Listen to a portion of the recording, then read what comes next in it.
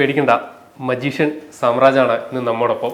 അദ്ദേഹത്തിൻ്റെ മാന്ത്രിക ആത്മകഥയുടെ വിശേഷങ്ങളുമായി സ്വാഗതം സാർ. നമസ്കാരം സാറ്.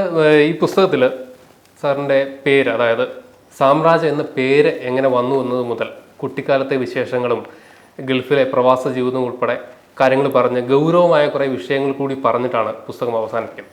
അപ്പോൾ എൻ്റെ ആദ്യത്തെ ചോദ്യം ഒരു പുസ്തകത്തെ ചോദ്യമാണ്. സാർ, ഗൾഫിലെ കാലത്തെ ജീവിതകാലത്തെക്കുറിച്ച് പറയുന്നുണ്ട്. മാജിക്കുകൾ ചെയ്തു തുടങ്ങി, പ്രോഗ്രാമുകൾ കിട്ടി തുടങ്ങി, അതേസമയം ജോലിയും ചെയ്യുന്നുണ്ട്. ആ സമയത്ത് ഒരു മാസികയിൽ, ഒരു ഗൾഫിൽ വീക്കിലിയിൽ ഒരു അഭിമുഖത്തിന് വിളിക്കുന്നു. അവിടുത്തെ ചോദ്യം എന്ന് പറയുന്നത് ദിനചര്യയെക്കുറിച്ചിട്ടാണ്. അപ്പോൾ അവിടെ വലിയൊരു കള്ളം സാറിന് പറയേണ്ടി വന്നു എന്ന് പറയുന്നുണ്ട്. അപ്പോൾ എൻ്റെ ചോദ്യം അതാണ്, ഇന്ന് സാറിൻ്റെ പ്ലാൻ എന്താണ്? കള്ളമാണോ സത്യമാണോ? സത്യത്തിൽ ഒരവസരത്തിന് വേണ്ടി പലപ്പോഴും നമ്മൾ കള്ളം പറയാൻ ഇഷ്ടമല്ലെങ്കിൽ പോലും ചിലപ്പം അതിന് നിർബന്ധിതനായിത്തീരുന്നു. ഉദാഹരണത്തിന്, പഠിച്ചിറങ്ങിയ ഒരു വ്യക്തി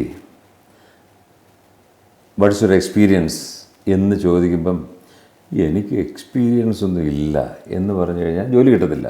അപ്പോൾ പലപ്പോഴും ഞാൻ ഇന്നടുത്ത് ജോലി ചെയ്തിട്ടുണ്ടെന്നുള്ള ഇത്രയും വർഷത്തെ എക്സ്പീരിയൻസൊക്കെ ഈ കുക്ക് ചെയ്തെടുക്കാനുള്ള ഒരു ടെൻഡൻസി ഉണ്ട്. കാരണം അത് ജീവിതത്തിൻ്റെ പ്രാരാബ്ദം കൊണ്ട് പലരും അങ്ങനെ ചെയ്തു പോകുന്നത്. അത് വലിയൊരു തെറ്റായിട്ട് ഞാൻ തോന്നുന്നില്ല. അതുപോലെ ഞാനിപ്പം പറഞ്ഞു വന്നത്, എനിക്ക് അവർ ചോദിച്ച ചോദ്യങ്ങൾക്ക് ആദ്യം തന്നെ എന്നോട് പറഞ്ഞിരുന്നു A day in the life of dash dash. അതിൻ്റെ അർത്ഥം ആ പങ്ക്തിയിൽ ഒരു വ്യക്തിയുടെ, അതായത് ഒരു ഒരു ഫേമസ് ആയിട്ടുള്ള വ്യക്തിയാണ് ഉദ്ദേശിക്കുന്നത്. അവിടെ UAE വരുന്ന അങ്ങനെ പ്രഗത്ഭരായ ആരെങ്കിലും വ്യക്തികളെന്ന VIP ആരെങ്കിലും ഉണ്ടെങ്കിൽ അവർ ഒരു ദിവസത്തെ ദിനചര്യ. അതെന്തിനെന്ന് വെച്ച് കഴിഞ്ഞാൽ അതിൽ വരുന്നതുകൊണ്ട് മറ്റുള്ളവർക്കൊരു ഇൻഫോർമേറ്റീവ് ആയിരിക്കണം, അവർക്കതൊരു ഗുണമാവണം. അതിനുവേണ്ടിയാണ് ചോദിക്കുന്നത്. അപ്പം അന്ന് സത്യത്തിൽ ഞാൻ എന്തോ ഗുണമുള്ള കാര്യങ്ങൾ പറയാൻ, എനിക്കങ്ങനെ വലിയ ക്വാളിറ്റികളൊന്നുമില്ല. ഞാൻ രാവിലെ സാധാരണ എല്ലാവരും എഴുന്നേൽക്കുന്ന പോലെ ഓഫീസിൽ പോകുന്നു, തിരിച്ചു വരുന്നു, വീണ്ടും ഓഫീസിൽ പോകുന്നു, തിരിച്ചു വരുന്നു, കിടന്ന് ഉറങ്ങുന്നു, ഭക്ഷണം കഴിച്ച് കിടന്ന് ഉറങ്ങുന്നു, അല്ലാതെ ഒന്നുമില്ല. അതിനകത്ത് വന്നു കഴിഞ്ഞാൽ ഇത് വായിച്ചിട്ട് അയ്യേ ഇതെന്തൊരു ഇത് പബ്ലിഷ് ചെയ്തിരിക്കുന്നത്. അതേസമയത്ത് ഓർത്തുകൊള്ളുക, വർഷങ്ങൾക്ക് മുമ്പ് അന്തരിച്ചു പോയ നമ്മുടെ മുൻ പ്രധാനമന്ത്രി ഇന്ദിരാഗാന്ധി ഒക്കെ അവരൊക്കെ ഇതിനകത്ത് വന്നിട്ടുള്ളതാണ്. അതിൻ്റെ പുറകിൽ മജീഷ്യൻ സാമ്രാജ്യം എന്ന് വെച്ചാൽ ആരാ? ഒരു പാവം പിടിച്ച മനുഷ്യൻ. ഞാൻ അതിലേക്ക് വന്നു കഴിഞ്ഞ് ഇത് സ്യൂട്ട് ആകുമോ എന്ന് എനിക്ക് തോന്നുന്നു. അപ്പോൾ എന്നോട് ഈ ചോദ്യങ്ങൾ ചോദിച്ചു വന്നപ്പോൾ ഞാൻ പറഞ്ഞു, ഒരു കാര്യം, today I am not prepared because എനിക്ക് പെട്ടെന്ന് പോകണം. അതുകൊണ്ട് ഈ ഡീറ്റെയിൽ ആയിട്ട് പറയണമെന്നുണ്ടെങ്കിൽ ഞാൻ നാളെ വരാം. ഒരു റെഡി എന്ന് ചോദിച്ചു. ഒരു ഫിലിപ്പീൻ സ്ത്രീയാണ്. ഞാൻ പറഞ്ഞു ഓക്കെ, നാളെ ആയിക്കോട്ടെ എന്ന് പറയും. ഞാൻ നാളെ അന്ന് വീട്ടിൽ പോയി ഉറങ്ങിയിട്ടില്ല, ഓരോന്നിങ്ങനെ പ്രിപ്പയർ ചെയ്തു. സത്യത്തിൽ അന്ന് പറഞ്ഞതെല്ലാം കള്ളത്തരമാണ്. അങ്ങനെ ഞാൻ കള്ളം പറഞ്ഞിരുന്നില്ല എങ്കിൽ ഒരിക്കലും എനിക്കങ്ങനെ ഒരു അവസരം കിട്ടില്ല. ഇപ്പോഴും ഉണ്ട്. പക്ഷെ അതിലൊന്നുണ്ട്, അത് ഞാൻ പറഞ്ഞു നിർത്തിയൊരു സംഭവമാണ്. ലാസ്റ്റ് ചോദിക്കുന്നത് വാട്ട് ഈസ് യുവർ അംബിഷൻ, നിങ്ങൾക്ക് ആരാകണമെന്ന് ആഗ്രഹം? ഞാൻ പറഞ്ഞു എനിക്ക് എന്തെങ്കിലും ഈ ജോലി കളഞ്ഞിട്ട്, ഈ ദുബൈയിലെ ജോലി കളഞ്ഞിട്ട് നാട്ടിൽ പോകും. നാട്ടിലെത്തിയതിനു ശേഷം എനിക്കൊരു 20 പേരടങ്ങുന്ന വലിയൊരു ട്രൂപ്പ് ഫോം ചെയ്യണം, മാജിക് ട്രൂപ്പ് എന്ന് പറഞ്ഞു. സത്യത്തിൽ അതിപ്പോഴും ഞാൻ എടുത്ത് വെച്ച് വായിച്ചു നോക്കുമ്പോൾ അതിന് 20 പേര്, ശരിക്കും 35 പേരുണ്ട് ഇന്ന് എൻ്റെ ടീമിൽ. ഇത്ര ആയാൽ പോരെ? ദാറ്റ് മീൻസ് ചില അവസരങ്ങൾ നേടാൻ വേണ്ടി ചിലപ്പോൾ നമ്മൾ കള്ളം പറയുന്നത് ചെറിയ തെറ്റുകളാകാം. ഇനി വേറൊരു കാര്യമുണ്ട്. എൻ്റെ ഫാദർ, അപ്പൻ, ക്യാൻസർ ബാധിതനായിരുന്നു. ഞാൻ ഗൾഫിൽ നിന്ന് പെട്ടെന്ന് അറിഞ്ഞുകൊണ്ട് ഓടി നാട്ടിലെത്തി. ട്രിവാൻഡ്രം RCCയിലാണ്. ഇപ്പം എൻ്റെ ഫാദറിനെ നോക്കുന്നത് ഡോക്ടർ ഗംഗാധരനാണ്, ഓങ്കോളജിസ്റ്റ്. അദ്ദേഹത്തിൻ്റെ റൂമിലേക്ക് ഓടിച്ചെന്നു. എനിക്കറിയില്ല അദ്ദേഹത്തിൻ്റെ. അപ്പോൾ അദ്ദേഹം ഇതിനുവേണ്ടി കാത്തിരുന്ന് ആരോടും ഡിസ്ക്ലോസ് ചെയ്തിട്ടില്ല, ക്യാൻസറാണെന്നുള്ളത് പറഞ്ഞിട്ടില്ല. അപ്പോൾ അദ്ദേഹം എന്നെ അകത്ത് വിളിച്ചു പറഞ്ഞു, ഡാഡിക്ക് ക്യാൻസറാണ്. അതെയോ? പിന്നെ അപ്പം ഡോക്ടർ എന്താണ്? ചികിത്സിച്ചിട്ട് കാര്യമില്ല, മാക്സിമം അദ്ദേഹം ഒരു 6 മാസം ജീവിക്കും, ഹിസ് ഡേയ്സ് ആർ കൗണ്ടഡ് എന്നൊക്കെ എന്നോട് പറഞ്ഞപ്പം ഞാൻ എന്താ പറയുക. എന്നിട്ട് എന്നോട് പറഞ്ഞു വീട്ടിൽ കൊണ്ടുപോയിക്കോളാനും പറഞ്ഞു ഫാദറിനെ. വല്ല ഗുളിക പെയിൻ കില്ലറൊക്കെ തരാൻ വീട്ടിൽ കൊണ്ടുപോകും. മാക്സിമം 6 മാസം അതിനുള്ളിൽ മരിച്ചിരിക്കുന്നു. അപ്പം റൂമിലിരിക്കുന്ന അപ്പനടക്കം അമ്മ എല്ലാവരും കാത്തിരിക്കുകയാണ്. ഞാൻ എന്താ ഡോക്ടറോട് സംസാരിച്ചിരുന്നത്. ഞാൻ വന്നിട്ട് എന്നോട് ചോദിച്ചു, അപ്പൻ ചോദിച്ചു, മോനെ എന്താ പറഞ്ഞു. അപ്പോൾ ഞാൻ എന്താണ് പറയുക, സത്യസന്ധമായ രീതിയിൽ പറയുന്ന ഒരാളാണ്. ഡാഡി പേടിക്കണ്ട, 6 മാസത്തിനുള്ളിൽ മരിച്ചു പോവല്ലോ, ഇങ്ങനല്ലേ പറയേണ്ടത്. അല്ല, ഞാൻ എന്തു പറഞ്ഞു, ഒന്നും പേടിക്കാനില്ല, ഡോക്ടർ പറഞ്ഞു വീട്ടിൽ കൊണ്ടുപോക്കൂ, കാര്യമാക്കണ്ട, മരുന്ന് തരും, അതുകൊണ്ട് ആ മരുന്ന് കഴിച്ചാൽ മാറാനുള്ള അസുഖമേ ഉള്ളൂ എന്ന് ഞാൻ പറയേണ്ടി വന്നു. അത് കള്ളമാണോ? ആ സാഹചര്യത്തിൽ അത് കള്ളമല്ല. ഇതേ ഉള്ളൂ ഞാനും പറ്റുമെന്ന് പറഞ്ഞു. ഒരു അവസരത്തിന് വേണ്ടി ഞാൻ കള്ളം പറഞ്ഞു. ഇങ്ങനെ പലയിടത്തും ഞാൻ കള്ളം പറഞ്ഞിട്ടുണ്ട്. അതുപോലെ എൻ്റെ ഫസ്റ്റ് പെർഫോമൻസ് ഇതിനകത്ത് ഞാൻ പറയുന്നുണ്ട്, ഇന്ത്യൻ അസോസിയേഷനിലായിരുന്നു. അവിടെ ഞാൻ ചെന്നിട്ട് ഒരു അവസരം ചോദിക്കുന്നു. അപ്പോൾ ശരിക്കും ക്രിസ്മസിന് കുട്ടികളുടെ ഒരു പ്രോഗ്രാമുണ്ട്, അതിൽ മാജിക് അവതരിപ്പിക്കാമോ എന്നാണ് ചോദിക്കുക. ആദ്യം ചോദിച്ച ചോദ്യം ഇതാണ്, നിങ്ങൾക്ക് പ്രോഗ്രാമൊക്കെ ചെയ്യ എക്സ്പീരിയൻസ് ഒക്കെ ഉണ്ടല്ലോ ഇതിൽ. ഞാൻ പിന്നെ എന്താ, ശരിക്കും ഞാൻ അവതരിപ്പിച്ചിട്ടില്ല. കുറേ സംഗതിയൊക്കെ കൂട്ടി വെച്ചിട്ട് ഞാൻ ഇത് ഒരു വലിയ പ്രോഗ്രാം ഞാൻ നടത്തിയിട്ടില്ല. അപ്പോൾ അവിടെ ഞാൻ കള്ളം പറയേണ്ടതായിട്ട് വന്നു എന്നുള്ള സത്യം. എന്തിന് എനിക്കൊരു അവസരം കിട്ടാൻ? സത്യം പറഞ്ഞിട്ട് എനിക്ക് അവസരം കിട്ടില്ല. ഇങ്ങനെ ചില സമയങ്ങളിൽ ആർക്കും വലിയ ദ്രോഹമില്ലാത്ത കള്ളം പറയുന്നതുകൊണ്ട് കുഴപ്പമില്ലെന്ന് വിശ്വസിക്കുന്നതിനാണ് ഞാൻ. എൻ്റെ അനുഭവത്തിൽ ഞാനത് പറയുന്നു. ഓക്കെ സാറ് നമ്മൾ പുസ്തകത്തിൽ പറയുന്നുണ്ട്, ഉച്ചഭാഷണിയിലൂടെ സ്വന്തം പേര് അനൗൺസ് ചെയ്ത് കേൾക്കുന്നതിൻ്റെ ഒരു സുഖം, ഒരു ത്രില്ല്. ശരിക്കും ആ ത്രില്ല് ഇത്രയും വർഷം ഈ ഇൻഡസ്ട്രിയിൽ ഉണ്ടായിട്ട് ഇപ്പോഴും ആ ത്രില്ല് അതുപോലെ ഉണ്ടോ? തീർച്ചയായിട്ടും അതെൻ്റെ ബ്ലഡിലുള്ളതാണ്. കാരണം ചെറുപ്പത്തിൽ മുതലേ എനിക്ക് ആഗ്രഹമാണ് സ്റ്റേജിൽ പെർഫോം. ഒരു കലാകാരനാണോ എന്നല്ലാതെ ആരും ഇഞ്ചെക്ട് ചെയ്ത് അല്ലെങ്കിൽ നിർബന്ധിച്ച് എന്നെ പഠിപ്പിച്ചതൊന്നുമല്ല. ഒരു ഇൻബോൺ ടാലൻ്റ്, ദൈവദത്തമായ കഴിവായിരുന്നത്. അപ്പോൾ സ്റ്റേജ് കാണുമ്പോൾ ഒരു ഹരവാണ്. പക്ഷേ എനിക്കൊന്നും പഠിക്കാൻ, എൻ്റെ പേരൻസൊന്നും അതിന് അത്രമാത്രം ചിന്തിച്ചിട്ടുള്ള ആൾക്കാരല്ല. അല്ലേ അവൻ്റെ ഇഷ്ടമാണ്. ഇപ്പോഴും ഞാൻ ചിന്തിക്കും, കുഞ്ഞുങ്ങൾക്ക് എന്തെങ്കിലും അങ്ങനെയുള്ള അഭിരുചി ഉണ്ടെങ്കിൽ അതേ രീതിയിൽ വിടണം, അതേ മാർഗത്തിലേക്ക് വിടണമെന്ന് ഇപ്പം ചിന്തിക്കുന്നുണ്ട്. അന്ന് അതൊന്നുമില്ല. രാവിലെ എഴുന്നേറ്റ് വീട്ടു പ്രാർത്ഥന കഴിഞ്ഞ ഉടനെ വെളുപ്പിന് 6 മണിക്കൊരു പ്രാർത്ഥനയുണ്ട്. അത് കഴിഞ്ഞ ഉടനെ കൊട്ടയും കൊണ്ട് നേരെ പോവുകയാണ് പറമ്പിൽ. ദൂരെ 5 കിലോമീറ്റർ ദൂരെയും 4 കിലോമീറ്റർ ദൂരെയുള്ള പറമ്പിൽ പോയി കപ്പയും പറിച്ച് തലയിൽ വെച്ച് വീട്ടിൽ കൊണ്ടിട്ടതിന് ശേഷം വേണം കുളിച്ചിട്ട് സ്കൂളിൽ പോകാൻ. അങ്ങനൊരു കാലം ഉണ്ടായിരുന്നു. മനസ്സിലായി? അപ്പോൾ ഞാൻ പറഞ്ഞത്, അപ്പോൾ ഈ ഒരു സാഹചര്യത്തിൽ അപ്പോൾ അതിൻ്റെ കൂടെ കല പഠിക്കാനോ ഇതൊന്നും എന്നെ അങ്ങനെ പഠിപ്പിച്ചിട്ടില്ല. എൻ്റെ കൂട്ടുകാരിൽ ചില ആൾക്കാരൊക്കെ ഇങ്ങനെ കഥകളിയൊക്കെ പഠിക്കുന്നുണ്ട്, പാട്ട് പഠിക്കുന്ന, സംഗീതം, ഇതൊന്നും നമുക്ക് അതിനുള്ള അവസരം കിട്ടിയിട്ടില്ല. അതിൻ്റെ പ്രാധാന്യം നമുക്ക് അറിയത്തില്ലായിരുന്നു. പക്ഷെ സ്റ്റേജിൽ കയറണമെന്നുള്ള ആ ഒരു താല്പര്യം, അതാണ് എന്നെ അതിലേക്ക് വന്നത്. സ്കൂൾ യുവനോത്സവത്തിനൊക്കെ പേര് കൊടുക്കുന്നതൊക്കെ അങ്ങനെയാണ്. ഞാൻ എല്ലാത്തിനും പേര് കൊടുക്കും, പക്ഷേ എനിക്കൊന്നും അറിയത്തില്ല. ശാസ്ത്രീയമായിട്ട് ഒന്നും പഠിച്ചിട്ടുമില്ല, ഒന്നുമില്ല. കൊടുത്തിട്ട് അതിൻ്റെ പേര് അനൗൺസ് ചെയ്യുമ്പോൾ ഞാനിങ്ങനെ ഉച്ചഭക്ഷണത്തിലൂടെ ഇങ്ങനെ എൻ്റെ പേര് അനൗൺസ് ചെയ്യുന്ന ഇങ്ങനെ കേൾക്കും. എന്ത് സുഖമാണെന്നറിയാം. ചെറുപ്പകാലത്തെ കാര്യങ്ങൾ വളരെ രസമാണ്, വായിക്കാനായിട്ട് രസമുള്ള കാര്യങ്ങൾ. ഒരുപാട് അബദ്ധങ്ങളും അമ്മളികളും ഒക്കെ പറ്റിയ കാര്യങ്ങൾ പറയുന്നുണ്ട്. ഈ മാജിക് ചെയ്തു തുടങ്ങിയ സമയത്തും ഇത്തരത്തിൽ പല അബദ്ധങ്ങളും അമ്മളികളും സ്റ്റേജിൽ ഉൾപ്പെടെ സംഭവിച്ചിട്ടുണ്ട്. തീർച്ചയായിട്ടും. എങ്ങനെയാണ് അത് മുന്നോട്ടുള്ള കരിയറിൽ എങ്ങനെയാണ് അത് ബിൽഡ് ചെയ്യാൻ സഹായിച്ചിട്ടുള്ളത്? അത് നമ്മൾ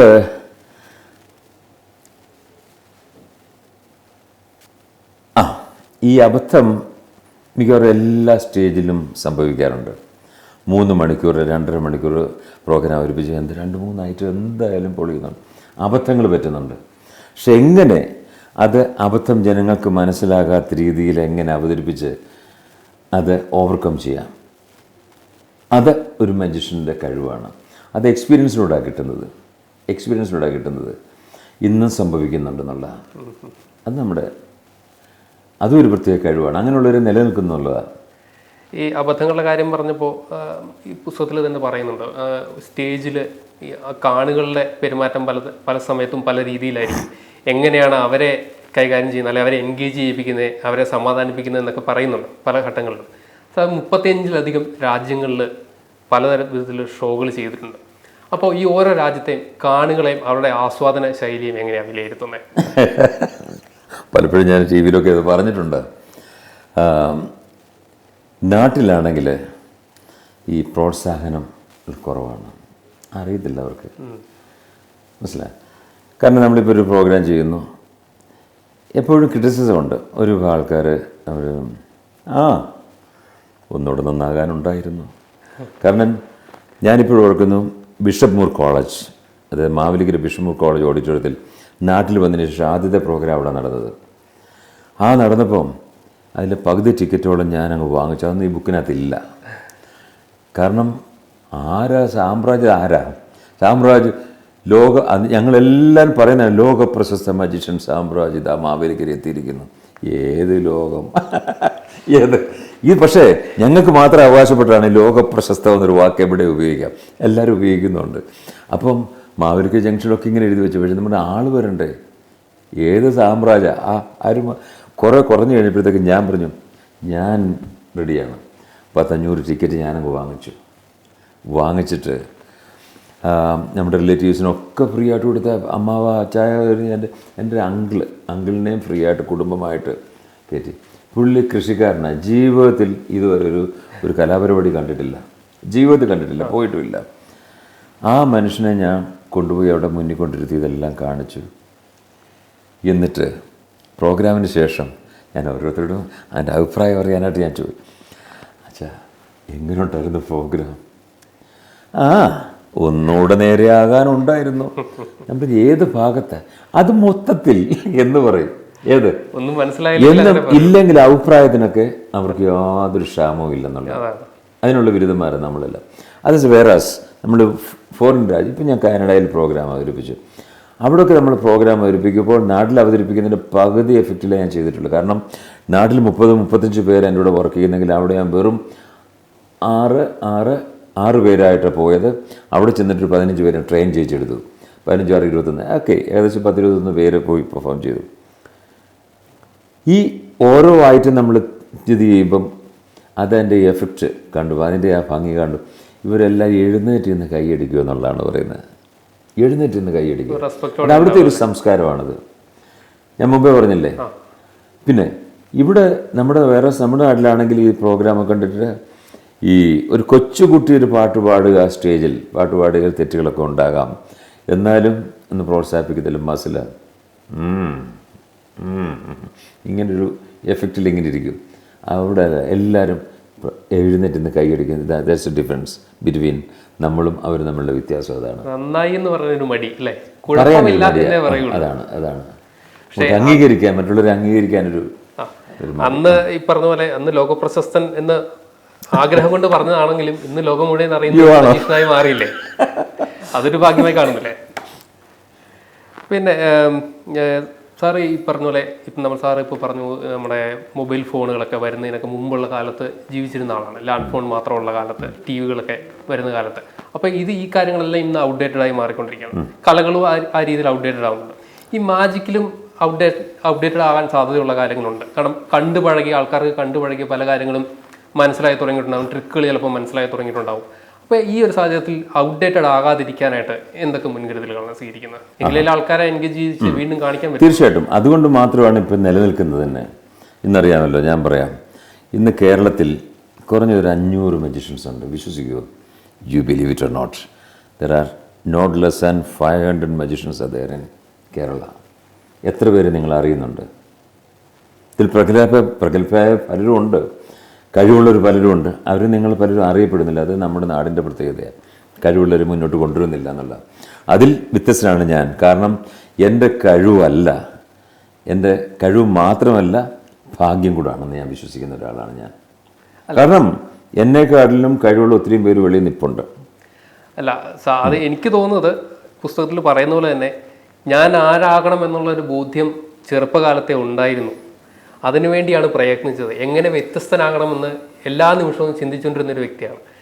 എങ്ങനെ വ്യത്യസ്തനാകണം, മറ്റുള്ളവരിൽ നിന്ന് എങ്ങനെ വ്യത്യസ്തനാകണം, എന്ത് വ്യത്യസ്തത കാണിച്ചാലാണ് ആൾക്കാർക്ക് ഇഷ്ടപ്പെടുക എന്നതിനെക്കുറിച്ച് കൃത്യമായ ബോധ്യത്തോടെ പരിപാടികൾ അവതരിപ്പിച്ചതുകൊണ്ടാണ് ഈ ശ്രദ്ധയും പ്രശസ്തിയും കിട്ടിയതെന്ന് ഞാൻ പറഞ്ഞാൽ സാർ അംഗീകരിക്കും. യെസ്, അതിനൊരു ഉദാഹരണമാണ്. ഞാൻ ദുബൈയിൽ വർക്ക് ചെയ്യുമ്പോൾ ഞങ്ങൾക്കറിയാം, പോകുന്നവരാരും അട്രാക്ട് ഏറ്റവും കൂടുതൽ പ്രശസ്തമായൊരു ഒരു ബിൽഡിംഗ് ആണ്, അല്ലൊരു മോളാണ്, ഏത് ദേര സിറ്റി സെൻറ്റർ. അതിൻ്റെ വർക്ക് ഞാനായിരുന്നു ക്വാണ്ടിറ്റി സർവറായിട്ട് ജോലി ചെയ്ത ആളാണ്. എനിക്ക് 5 വർഷത്തെ കോൺട്രാക്ട് സൈൻ ചെയ്തു. പക്ഷേ ഞാൻ അത് 1 വർഷം കഴിഞ്ഞപ്പോൾ ആ ജോലി മാറ്റി വെച്ചിട്ട് ഞാൻ പറഞ്ഞു എനിക്ക് നാട്ടിൽ പോകണമെന്ന് പറഞ്ഞു. എന്തുകൊണ്ട്? മുമ്പേ ചോദിച്ചതിൻ്റെ ഉത്തരവാദമാണ്. ഈ അവസരം കിട്ടിക്കഴിഞ്ഞപ്പോൾ പലരും വിട്ടുകൊടുക്കത്തില്ല. എനിക്ക് തോന്നി എൻ്റെ വഴി ജോലിയല്ല കലയാണെന്നൊരു തോന്നലുണ്ടായിക്കഴിഞ്ഞപ്പോൾ, എനിക്ക് നാട്ടിൽ പോയി ജീവിക്കാൻ പറ്റുന്നൊരു കോൺഫിഡൻസ് ഉണ്ടായിക്കഴിഞ്ഞപ്പോൾ ഞാൻ ആ ജോലി ഉപേക്ഷിച്ചു. പലരും, എൻ്റെ സഹോദരങ്ങളും എൻ്റെ നല്ല വെൽഫിഷേഴ്സ് പലരും പറഞ്ഞു പോകരുത്, കളിയല്ല. ഞാൻ ഇല്ലെങ്കിൽ ഞാൻ തിരിച്ചു വരാം എന്നൊരു രീതിയിൽ ജോലി ഉപേക്ഷിച്ച് നാട്ടിൽ വന്നവനാണ്. അന്നൊക്കെ പറയുന്നില്ല 5 അക്ക ശമ്പളം എന്നൊക്കെ പറയത്തില്ലേ, അത് വാങ്ങിച്ചൊരു വ്യക്തിയാണ് ഞാൻ. അത് പറഞ്ഞിട്ട് ഞാൻ നാട്ടിൽ വന്നു. അതുകൊണ്ട് ആ ഒരു തീരുമാനം അല്ലാതെ എനിക്ക് തോന്നി. അത്ര മോശമല്ല. കാരണം ഇന്നിപ്പോൾ ഞാൻ അവിടെ നിന്നിരുന്നെങ്കിൽ ഒരു പണക്കാരനൊക്കെ ആയിട്ടോ വലിയൊരു ബിസിനസ്സുകാരനായിട്ടോ എന്നെങ്കിലും നിങ്ങൾ അറിയപ്പെടുമായിരുന്നു. അങ്ങനെ മാത്രമേ ഉള്ളൂ. ഇവിടെ അതല്ല. ഇതിപ്പോൾ ഇതിലൂടെ വന്ന് കലയിലൂടെ വന്നത് കാരണം ഇപ്പം ഇവിടെ എനിക്ക് ഇരിക്കാനുള്ള യോഗമുണ്ടായി. എവിടെ പോയാലും അതുകൊണ്ട് ഇല്ലതല്ലേ അത് ഞാനൊരു കലാകാരൻ ഏത് കലാകാരന്മാരും ആഗ്രഹിക്കുന്നതാണ് റെക്കഗ്നൈസ് ചെയ്യുക മറ്റുള്ളത്. ആ ഒരു ലെവലിലേക്ക് ഞാൻ പോയി. അതിൽ ഞാൻ തീർത്തും ഭാഗ്യവാനാണ്. എൻ്റെ കണക്കുകളിൽ തെറ്റിയിട്ടില്ലെന്ന് ഞാൻ വിശ്വസിക്കുന്നു. സ്വയം കലാകാരനാകുന്നതോടൊപ്പം തന്നെ ഒരുപടി ആൾക്കാരെ കലാകാരന്മാരാക്കും ഉപജീവനത്തിനുള്ള മാർഗവും കണ്ടെത്തി കൊടുക്കാനും സാധിച്ചിട്ടുണ്ട്. ഈ കൺസ്ട്രക്ഷൻ വർക്കായിട്ട് വന്ന ആൾക്കാരെ പോലും ട്രെയിൻ ചെയ്യിച്ച് ഗ്രൂപ്പിൽ ഉൾപ്പെടുത്തുന്ന ഒരു മാജിക്ക് സാർ കാണിച്ചിട്ടുണ്ട്. അപ്പോൾ എങ്ങനെയാണ് ആ ഒരു മനസ്സുണ്ടാവുന്നത്? കാരണം ഇപ്പോൾ പല കാലത്തും നമുക്ക് മാത്രം വിജയം ഉണ്ടായാൽ മതി, നമുക്ക് ചുറ്റുമുള്ള ഒരു വിജയം ഉണ്ടാവണം എന്ന് ആഗ്രഹിക്കാത്ത ഒരു മനുഷ്യരുള്ള ഒരു ലോകത്താണ്. അത് തെറ്റിപ്പോയി. ആ ഒരു ചോദ്യത്തിൽ അതിൽ ഒരു തെറ്റുണ്ട്. കാരണം അത് അവരെ പരിപാലിക്കാൻ വേണ്ടിയല്ല ഞാൻ ആ ഉദ്യമം ഏറ്റെടുത്തത്. കാരണം എനിക്കൊരു ട്രൂപ്പ് ഫോം ചെയ്യുമ്പോൾ എനിക്ക് ആർട്ടിസ്റ്റിനെ ആവശ്യമുണ്ട്, അസിസ്റ്റൻസിനെ ആവശ്യമുണ്ട് എന്ന് വിചാരിച്ചാൽ അവർ പഠിപ്പിച്ചെടുത്തതാണ്. അതിൽ പലരും അങ്ങ് വിട്ടുപോകും. അതൊക്കെ എല്ലാം പഠിപ്പിച്ച് വിട്ടുപോകുമ്പോൾ വിഷമം ഉണ്ടാകും. അതെൻ്റെ സ്വാർത്ഥ താല്പര്യമായിരുന്നു. എനിക്ക് അവരെ വേണമായിരുന്നു, അതുകൊണ്ട് ഞാൻ ചെയ്തതാണ്. പക്ഷെ എന്നാലും സാറിന് വന്ന പല അവസരങ്ങളും ഇപ്പോൾ ചൈനയിലെ ഒരു അവസരത്തെക്കുറിച്ച് പറയുന്നുണ്ട്. ഒരു പ്രോഗ്രാം അവതരിപ്പിക്കാൻ വിളിക്കുകയും ഒരു പഞ്ചാബി അതിനകത്തുണ്ടായിരുന്നോ? ഉണ്ട് വിളിക്കുകയും അത് പിന്നീട് വേണ്ടാന്ന് വയ്ക്കുകയും മറ്റൊരാൾക്ക് ആ അവസരം കൊടുക്കുകയൊക്കെ ചെയ്യുന്നുണ്ട്. അതിനുശേഷം അദ്ദേഹത്തിന് കൂടുതൽ അവസരങ്ങൾ കിട്ടുകയും അദ്ദേഹത്തിന് രാജ്കുമാർ ഡൽഹി അദ്ദേഹത്തിനാണ് അവസരം കൊടുത്തത്. അദ്ദേഹം പോയി 60 പ്രോഗ്രാംസ് ചെയ്തു, പോയിട്ട് തിരിച്ചു വന്നു. അപ്പോൾ അദ്ദേഹത്തെയാണ് വീണ്ടും ഞാനിപ്പം കാനഡയ്ക്ക് കഴിഞ്ഞ മാസം കൊണ്ടുപോയത്. അദ്ദേഹം എന്നോട് ഞങ്ങളുടെ കൂടെ ആയിരുന്നു രാജ്കുമാർ ചെയ്തത്. അതിപ്പം അതിന് ഒത്തിരി ധാരാളം മജീഷ്യൻസ് ഇന്ന് ഇന്ത്യയിലുണ്ട്, കേരളത്തിലുണ്ട്. പക്ഷേ നമ്മളെപ്പോഴും കൊണ്ടുപോയി ഏറ്റവും ബെസ്റ്റായിട്ടുള്ള ആൾക്കാരല്ലേ കൊണ്ടുപോകുന്നുള്ളൂ. അത് നമ്മൾ അവസരം കൊടുക്കുന്നു എന്ന് മാത്രമല്ല, നമ്മുടെ പ്രോഗ്രാം ഭംഗിയാകാൻ വേണ്ടി അതിൽ സ്വാർത്ഥ താല്പര്യമുണ്ടെന്ന് ഞാൻ വിചാരിക്കുന്നു. അതുപോലെ തന്നെ പുസ്തകത്തിൻ്റെ അവസാന ഭാഗത്തേക്ക് വരുന്ന സമയത്ത് ഗൗരവമുള്ള കുറേ വിഷയങ്ങൾ പറയുന്നുണ്ട് കലയുമായി ബന്ധപ്പെട്ട് തന്നെ. അതായത് മാജിക് എന്ന ഒരു കലയെ എങ്ങനെയാണ് ആൾക്കാർ നോക്കിക്കാണുന്നത്, ഭരണ സംവിധാനം നോക്കിക്കാണുന്നതെന്നും കലാകാരന്മാർ നേരിടുന്ന പ്രശ്നങ്ങളും പ്രത്യേകിച്ച് കൊറോണയുമായി ബന്ധപ്പെട്ട സമയത്തെ പ്രശ്നങ്ങളൊക്കെ. അപ്പോൾ അതിനെല്ലാം പരിഹാരത്തിന് വേണ്ടിയിട്ട് സാറ് മുന്നിട്ടിറങ്ങുന്നുണ്ട്, സംഘടനാപരമായ പ്രവർത്തനങ്ങളൊക്കെ നടത്തുന്നുണ്ട്. അത്തരം കാര്യങ്ങളെക്കുറിച്ച് ഒന്ന് വിശദമാക്കാമോ? യെസ്, അതാണ് ഈ കല ഉണ്ടെങ്കിലേ ഞാനുള്ളൂ. നിങ്ങളറിയും, നിങ്ങളുടെ മുമ്പിലിരിക്കുന്ന സാമ്രാജ്യമുള്ളൂ. അതുപോലെ ആ കല നിലനിൽക്കണമെന്നുണ്ടെങ്കിൽ സംഘടനയിലൂടെ നമ്മൾ പറ്റാവുന്നതൊക്കെ അതിനെ വെള്ളമൊഴിച്ച് വളർത്തിക്കൊണ്ടുവന്നാൽ മാത്രമേ പറ്റത്തുള്ളൂ. അപ്പം ഞാൻ വളരുന്നുണ്ട്.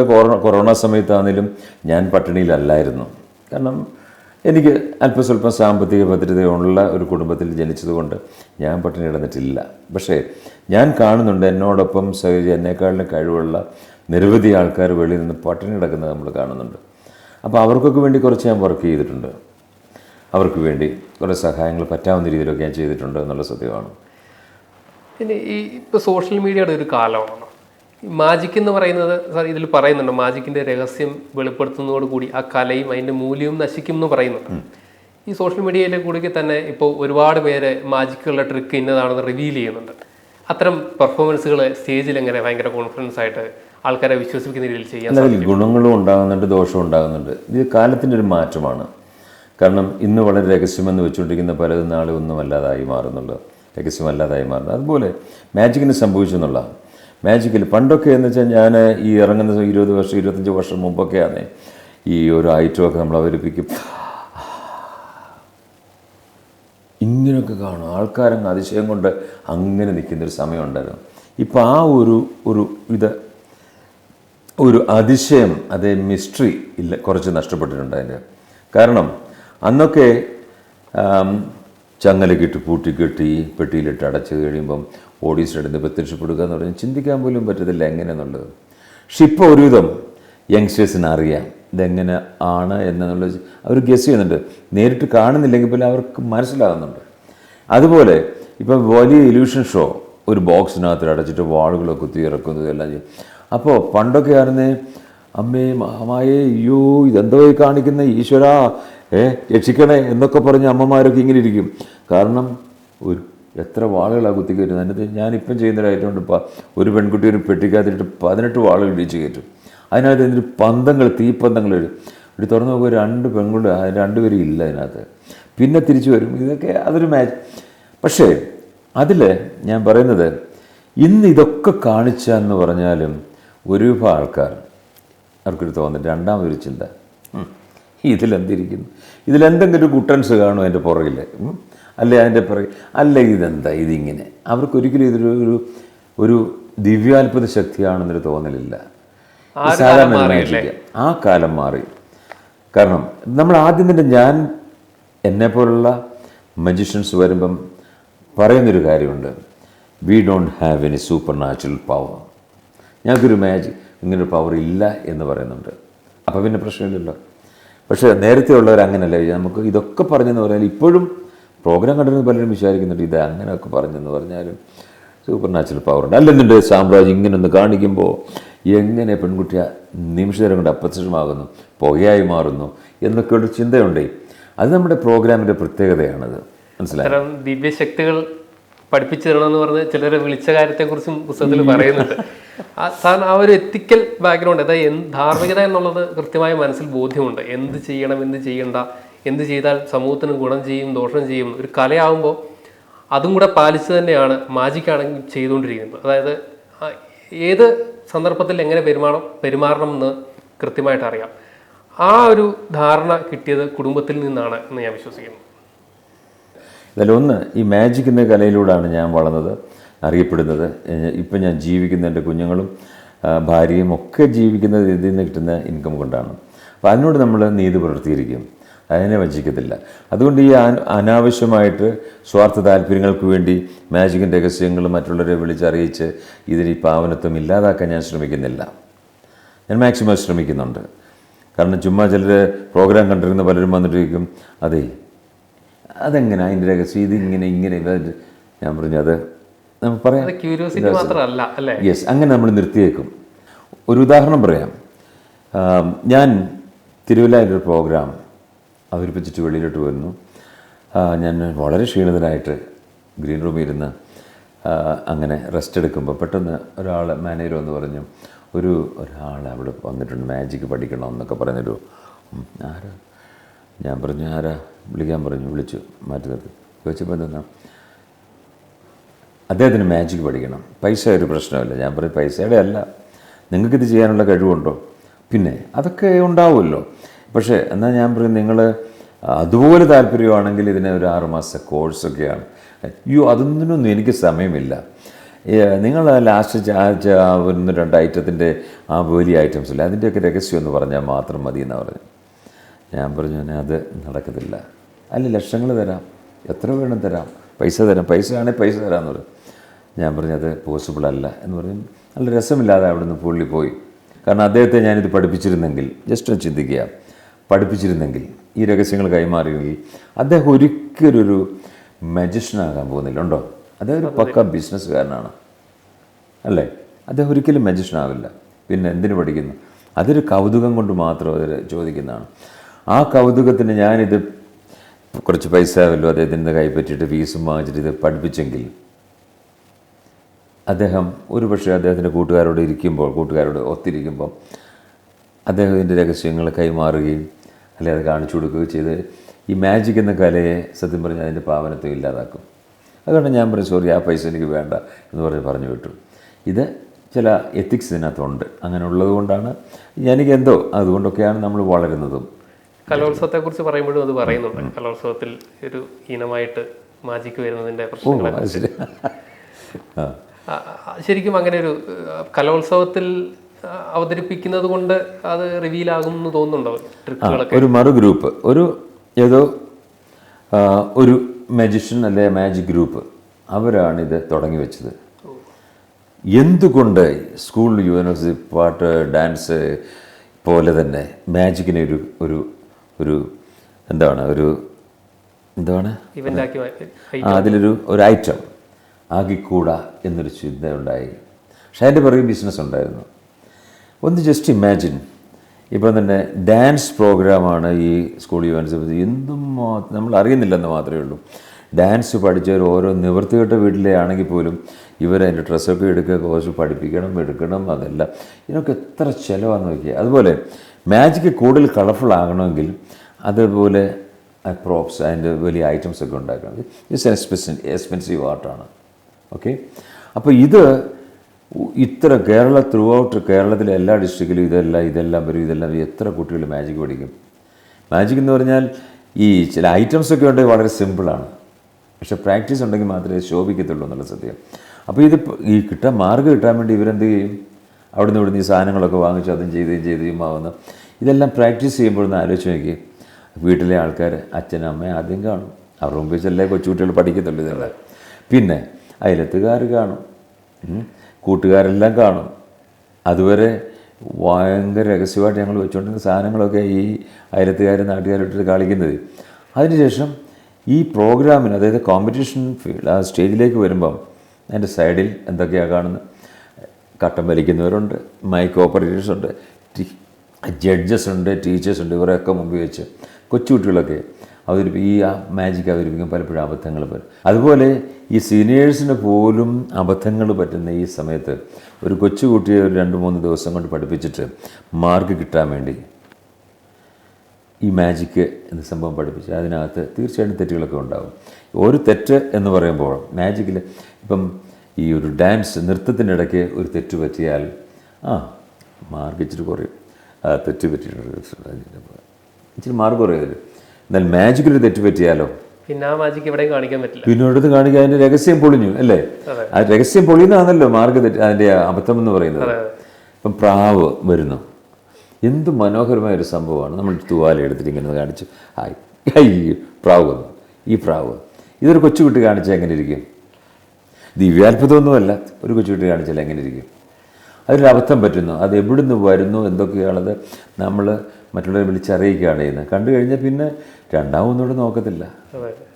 അതുകൊണ്ട് ഞാൻ ശക്തമായിട്ട് എതിർത്തു. 3 പ്രാവശ്യം അത് ഗവൺമെൻറ് തലത്തിൽ ഇതിന് ശക്തമായിട്ടൊരു ഒരു ഫോഴ്സ്, അതിന് പറയുക, ഒരു ശ്രമം നടന്നു ഇതിങ്ങനെ ഇംപ്ലിമെൻ്റ് ചെയ്യാൻ വേണ്ടി. അനൗൺസ് ചെയ്തു, ലാസ്റ്റ് ഇയറിൽ അനൗൺസ് ചെയ്തു. ഇനി മുതൽ ഒരു ന്യൂസ് പേപ്പറിൽ വന്നതാണ്, മാജിക്കിനെ ഒരു കലയിലെ ഒരു ഇനമായിട്ട്, യൂത്ത് ഇനമായിട്ട് അത് ഞാൻ എൻ്റെ നേതൃത്വത്തിൽ എന്ന് വേണേൽ പറയാം. ഞാൻ കുറേ ആൾക്കാരെ കൂട്ടി നേരെ പോയി മുഖ്യമന്ത്രി അവരെല്ലാം കണ്ട്, കൾച്ചർ മിനിസ്റ്റർ എല്ലാം പോയി കണ്ട്, ഇല്ലെങ്കിൽ ഞങ്ങൾ സെക്രട്ടേറിയറ്റിന് മുമ്പിൽ ഞങ്ങൾ കിടക്കും, മനസ്സിലായി എന്ന രീതിയിൽ ഭയങ്കര ഭീഷണി എന്ന് പറയാൻ മടക്കി കഴിഞ്ഞപ്പം അവരെ പിടിച്ച് കാണിച്ചു കൊടുത്തു. പിന്നെ കാര്യങ്ങൾ ഞങ്ങളുടെ ഐറ്റം ഞാൻ പറഞ്ഞു, ഓക്കെ ഇതൊരു ഐറ്റമാണ്, ഇതെങ്ങനെയുണ്ട് മന്ത്രി? അയ്യോ ഭയങ്കര രസമായിരിക്കുന്നു ആശിച്ച്. ഇനി എൻ്റെ രഹസ്യം പറയാം. റബ്ബർ ബാൻഡും കൊണ്ടാണ് കാണിച്ചത്. ഈ സാറേ ഇങ്ങനെ പഠിച്ചിട്ടാണ് ഇത് ഇങ്ങനെ ചുറ്റി ഇതെങ്ങനെ? അയ്യോ ഇതായിരുന്നോ? ഞാൻ പറയും ഇത്രയേ ഉള്ളൂ. ഈ കല, ഇതിൻ്റെ രഹസ്യം കണ്ടു കഴിഞ്ഞാൽ അതിനെ നശിപ്പിക്കുകയാണ് ചെയ്തത്. അതുകൊണ്ട് ഒരു സാംസ്കാരിക വകുപ്പ് മന്ത്രിയായിട്ട് അങ്ങ് ഇതിനെ നശിപ്പിക്കാൻ ശ്രമിക്കരുത്, ഞങ്ങളെ സപ്പോർട്ട് ചെയ്യണമെന്ന് പറയും. ഓക്കെ, അദ്ദേഹം അത് സമ്മതിച്ചു. ഇന്ന് വരെയും പിന്നെ അത് വന്നിട്ടില്ല. തീർച്ചയായിട്ടും നാളെ വന്നേക്കാം, അത് നാളെ ആട്ട്. പുസ്തകത്തിൽ പറയുന്നുണ്ട് വാനിഷിംഗ് സാമ്രാജ്. അത്തരത്തിൽ അത്ഭുതപ്പെടുത്തുന്ന ഒരു പ്രവൃത്തിയിലൂടെയായിരിക്കണം അവസാന യാത്ര എന്ന് ആഗ്രഹിക്കുന്നത്. ശരിക്കും എന്താണ് അതുകൊണ്ട് ഉദ്ദേശിച്ചത്? പറയുന്നത് കേൾക്കാം. ഞാൻ പറയുന്നത് മജീഷ്യൻസ്, യഥാർത്ഥ ഒരു മജീഷ്യന് മരണമില്ല. അദ്ദേഹം ഈ ലോകത്തു നിന്ന് വാനിഷായി പോവുകയാണ്. അത്രയേ ഉള്ളൂ. മനസ്സിലായി? വീണ്ടും ജനഹൃദയങ്ങളിൽ അദ്ദേഹം ഇങ്ങനെ ജീവിക്കുന്നു. അതാണ് അദ്ദേഹത്തിൻ്റെ ശരീരം മാത്രം വാനിഷായി പോകുന്നു എന്ന് ഒന്ന് പറഞ്ഞെന്ന് മാത്രമേ ഉള്ളൂ. നല്ലൊരു പ്രയോഗമല്ലേ അത്? തീർച്ചയായിട്ടും. അതേ ഉള്ളൂ സർ. ഞാനത് ആഗ്രഹിക്കുന്നു. മാത്രമല്ല, എൻ്റെ ഒരു ആഗ്രഹമുണ്ട്, ഒരു സ്റ്റേജിൽ പെർഫോം ചെയ്തുകൊണ്ടിരിക്കുമ്പോൾ തന്നെ ഒന്ന് മരിച്ചാൽ കൊള്ളാമെന്നൊരാഗ്രഹം. അങ്ങനെ പല വലിയ വലിയ കലാകാരന്മാരൊക്കെ പറയുന്നുണ്ട്, എൻ്റെ ജീവിതം സ്റ്റേജിലാണെങ്കിൽ അതിലാണെങ്കിൽ ഞാൻ ധന്യനായി, എൻ്റെ ജീവിതം ധന്യമായി എന്ന് പറഞ്ഞാൽ അവർക്കും പോകാം. പക്ഷേ ഒരു മജീഷ്യനായ ഞാൻ അതിനെപ്പറ്റി രണ്ടു വട്ടം ചിന്തിക്കും. എനിക്ക് മരണിക്കാൻ ആഗ്രഹമുണ്ട്, പക്ഷേ അതിന് ചില സമയം കൂടെ ഉണ്ട്. കാരണം ഒരു പെൺകുട്ടിയെ ഒരു ബെഞ്ചിൽ കിടത്തി വെച്ച് വലിയ വട്ടവാള് വെച്ച് അടിച്ച് രണ്ടായിട്ട് കീറി മുറിച്ച് മാറ്റി ഇവിടെ കൊണ്ടുവച്ചിട്ട് ഞാൻ മുന്നോട്ട് വരുന്നു. വന്ന് ആൾക്കാരെ ഒന്ന് അഭിസംബോധന സംസാരിക്കും. സംസാരിച്ചതിന് ശേഷം ആ സമയത്ത് എങ്ങാണ് ഹാർട്ട് അറ്റാക്ക് വന്ന് കൊളാപ്സ് ആയി പോയെങ്കിൽ ആ പുറകെ കിടക്കുന്ന പെൺകുട്ടിയുടെ സ്ഥിതി ഒന്ന് ആലോചിച്ച് നോക്കി. 2 പീസാക്കി വെച്ചിരിക്കുക. ആഗ്രഹിതേ ഉള്ളൂ, ഒരിക്കലും ആ സമയത്ത് ആവരുത്. തിരിച്ചു വന്നതിന് ശേഷം ജോയിൻ ചെയ്തതിന് ശേഷം അത് ഇറങ്ങി നടന്നു കഴിഞ്ഞ ശേഷം ആകാമെന്നുള്ളതാണ്. അതിനുശേഷം ആയിക്കോട്ടെ. അതുകൊണ്ട് ഞങ്ങൾക്ക് ഇതിലെ കണ്ടീഷൻസ് ഉണ്ട്. സ്റ്റേജിലാവട്ടെ ഞാൻ ആഗ്രഹിക്കുന്നു. ഒരു ഭാഗ്യമാണ് ആയിരിക്കും. ഒരു ചോദ്യം കൂടെ, മാജിക്കിൽ തന്നെ പല ജോണറിലുള്ള മാജിക്കുകളുണ്ടല്ലോ, അതിൽ ഹൊറർ എന്നുള്ളൊരു തീം ഇഷ്ടപ്പെടാനും അത് സെലക്ട് ചെയ്യാനുള്ള കാരണം എന്തായിരുന്നു? അതല്ല, ഞാനത് സെലക്ട് ചെയ്തതല്ല, എൻ്റെ ശൈലി കൊണ്ട് അങ്ങനെ ആയിപ്പോകുന്നതാണ്. അത് ഞാനിപ്പം കോമഡി ഐറ്റമാണ് എനിക്ക് ഏറ്റവും കൂടുതൽ ഇഷ്ടം. കോമഡി ഐറ്റംസ് സ്റ്റേജിൽ ഹൊറർ മാജിക് എന്നൊക്കെ പറഞ്ഞു വന്നാലും സ്റ്റേജ് വരുമ്പോൾ പകുതി കഴിയുമ്പോൾ എല്ലാം ചിരിച്ച് ഭയങ്കര രസമാണ് എൻ്റെ പ്രോഗ്രാം എന്നെല്ലാവരും പറയുന്നു. അതങ്ങനെ. എന്നാലും ഈ ഹൊറർ ഈ കോമഡി ഐറ്റംസ് അവതരിപ്പിച്ച് കഴിയുമ്പം ചെയ്ത് കഴിയുമ്പോൾ ലാസ്റ്റ് ഹൊററിലേക്ക് പോവുകയാണ്. കാരണം അത് ജനങ്ങൾക്ക് അങ്ങനെ തോന്നുന്നുണ്ട്. അത് ഒരു പക്ഷേ എൻ്റെ ആകാരം, ഷേപ്പാകാം, നോട്ടമാകാം, ഭാവമാകാം, സംസാര ശൈലിയാകാം, അവതരണ രീതിയാകാം. ഏതായാലും അത് അവരങ്ങ് മുദ്ര കുത്തിയിരിക്കുക, ഇതാണ് ഹൊറർ മാജിക്. പക്ഷെ ഞാനതല്ല.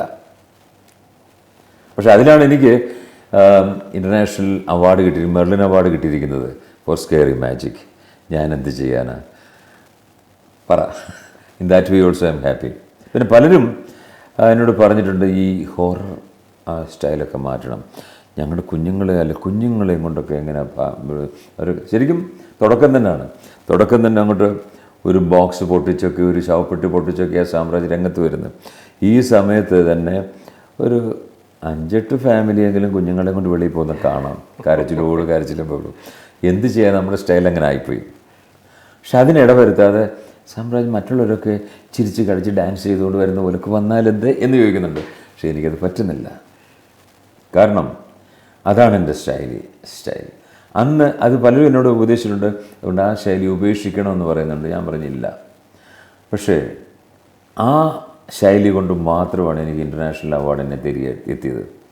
ഇന്ന് ഞാൻ ഇന്ത്യയിലെ ആദ്യത്തെ ഓസ്കാർ മെഡലിന് അർഹനായിരിക്കുന്നു. അത് international Merlin award, Oscar of magic എന്ന് പറയും. അത് ഞാൻ മറ്റേ അവർ പറഞ്ഞ രീതിയിൽ ആ സ്റ്റൈൽ മാറ്റി ഒരിക്കലും കിട്ടില്ലല്ലോ. അതാണ്. ഹൊറർ മാജിക് ആയിരിക്കാം മജീഷ്യൻ സാമ്രാജ്യ സ്റ്റേജുകളിൽ അവതരിപ്പിക്കുന്നുണ്ടാവുക. എന്നാൽ യഥാർത്ഥ ജീവിതത്തിൽ അദ്ദേഹത്തിൻ്റെ മാന്ത്രികത വായിക്കാം, അദ്ദേഹത്തിൻ്റെ പേടിക്കേണ്ട മജീഷ്യൻ സാമ്രാജാണ് എന്ന പുസ്തകത്തിലൂടെ. വളരെ നന്ദി. ഒത്തിരി സന്തോഷം.